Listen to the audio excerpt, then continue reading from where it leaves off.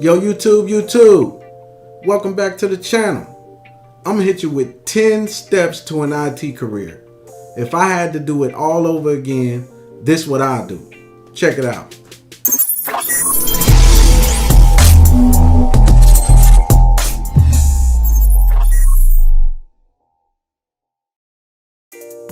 So starting over, man, I bet it's a lot of people out there wish they could do that, right?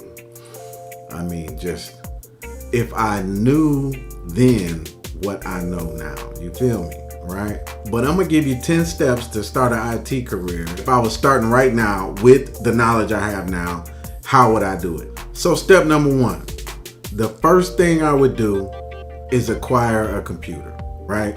Desktop and a laptop by whatever means. Buy it, borrow it to use, right? This is for your use. It's gonna be your lab, so to speak. Also, at the same time, I would try to acquire broken laptops, broken desktop, old computers that people are giving away, throwing away, any kind of computer you can pick up for the free that you can tear down and rebuild. That's what you want. Then it's just like Karate Kid, you know what I'm saying? Call me Mr. Miyagi. You know what I'm saying? Wax on, wax off. Because you gon' disassemble and reassemble all of your PC equipment on a regular basis. And you're gonna keep doing that the whole time you starting and doing number two, right? So step number two, find an entry-level computer course, free or paid. Start at your local community college if they got some single classes you can take on, introduction to computers and computer hardware. You can go online. They got sites like Udemy, Pluralsight, LinkedIn Learning. Do your entry level PC hardware, PC software, whatever courses they got, take them. And use the laptop and the desktop you acquire to do your research and practice the stuff you learn from doing the research, especially on the software side. Also, you want to start researching the Comptia A+ certification. Now, it is my recommendation that this be the first certification anyone who wants to go from zero to the IT career takes, right? This certification covers the basics of personal computing, desktop hardware and desktop software. So your operating system and your hardware, your hard drive, your case, everything that comes inside the computer tower and the software that you use on it, right? So this is the flagship entry level IT certification, right? Everybody knows about this one. That's the one I recommend. I ain't even affiliated with Comptia. It is the first one I took. I know what's in it. I recommend it be the first one anyone takes. Now, this is your first certification. You may already be taking entry-level computing coursework or a class, like I said, at the local community college, but this is going to be your first certification. Start researching what it takes to sit for that exam, what you need to learn to pass that exam. Look at other people's experience on taking the exam and learning about the exam, and tread your own path and take the certification. The number one question that inevitably comes up is, do I need a degree to start in IT? And the answer to that question is no. What should be the immediate follow-up question is, will I need a degree eventually? And the answer to that question is quite probably yes. And so that brings us to the next step. And it's really a philosophy more than it's a step. But that goes to say that certifications open doors, but degrees remove ceilings. So with that certification, you'll get some attention, you'll get a job interview, it'll get you in the room with who you need to be in the room with. But you'll never be a manager or a director or the CTO without a degree. So it kind of depends on what you want to do. If you don't mind being a help desk technician or a desk side support technician for the next 20 years, you don't need a degree. You don't need to go any further than that A+ certification, and you can live out the next 15 years of your career at a help desk. If you want to do something else, be a manager, be a chief technology officer, run a department, you're gonna need a degree. And so, yes, you can start in IT without a degree. And in fact, that's probably the easiest way to get started. But eventually you're gonna need that degree. So keep that in your mind to be thinking about how you're gonna fold that into your plan of progressing your career, how you're gonna fold in that degree. The next step is step 4, choose a path. So by now you've gone through step 1 through 3. You've been assembling and disassembling Mr. Miyagi computers the whole time, right? You've found entry-level computer courses. You're taking those maybe at the community college or online via the online learning site. You started researching, and you've either taken or you're about to take your A+ certification. And you know some stuff about laptops, desktops, Windows operating systems, how to take stuff apart, how to put stuff back together, and what's going on with a basic personal computer, right? You looking up jobs with the descriptions or with the title of desktop technician, computer technician that have A+ certification as a requirement or a request, and that's entry-level IT, right? Every day you're doing job boards. Every day you're submitting resumes, and every day you just looking.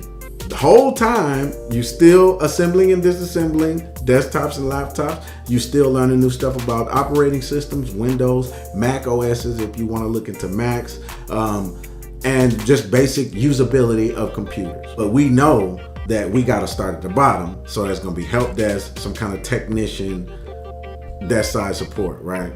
But we got an idea of what we want to do in the future. We've chosen our path, right? And that is going to bring us to step 5. Step 5 is grind, right? Go online, create you a LinkedIn account, right?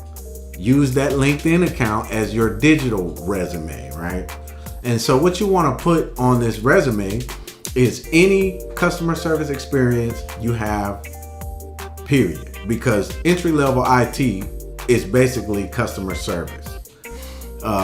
Any experience you have with IT, regardless of what it is, whether it be setting up the network in your auntie's new house, to repairing or assisting family members with IT troubleshooting, repairing, rebuilding, building laptops, desktops, all that experience you got from your Mr. Miyagi wax on and wax off, all of that is good experience. You're going to add that to your resume. You're going to add that to your LinkedIn, and you're going to put your goals, what you're trying to do. You want to join the IT field. You want to land your first job in help desk, that kind of stuff, right? You're going to build that resume. You're going to live on the job boards. You're going to be looking at every entry-level IT position that comes across whatever job boards you look at. You want to look at the job description and the requirements. What are they asking for employees to have? Experience, certifications, whatever.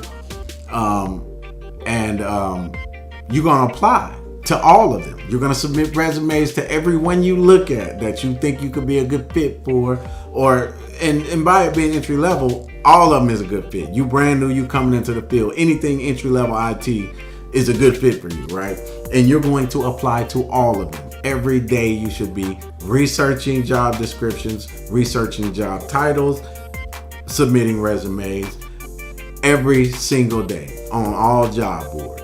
Step number 6 is to become an interview guru, right? You want to be an interview expert with IT. While you're still doing your step 1 through 5s, step 6 is taking interviews. So every interview you get, you're going to research the company, you're going to research the requirements, and you're going to hone your interview skills. You're going to research interview questions that are typically asked. You're going to research Other people who may have interviewed with this particular company, look on the job boards, look on Google, look on Glassdoor, look on everywhere you can while you're getting your interview requests, while you're taking your interviews. And you may not get the job on the first interview, you may not get the job on the second interview, but every interview you go on is an opportunity for the next interview to be better, right? Because every mistake you make on previous interviews, you're gonna fix them, and the next interview, that mistake ain't gonna be there. Till after the 5th or 6th or 7th or 8th or 15th, interview, depending on your market and what you're going after, you're gonna be an interview expert, right? You're gonna be cold.